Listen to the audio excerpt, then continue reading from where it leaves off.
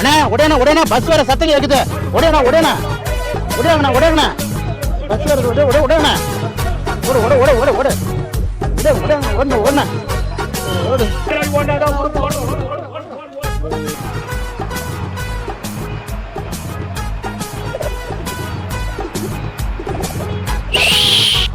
வாங்க சீக்கிரம் வாங்க.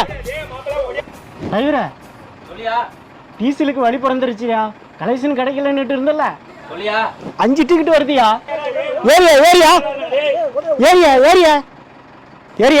ஏரியா அண்ணே நாங்க பஸ்ஸுக்கு முன்னாடி ஓடனாதான் எங்க ஊருக்கு நாங்க சீக்கிரம் போக முடியுமாண்ணே. மாப்பிள்ள ஓடுறான்.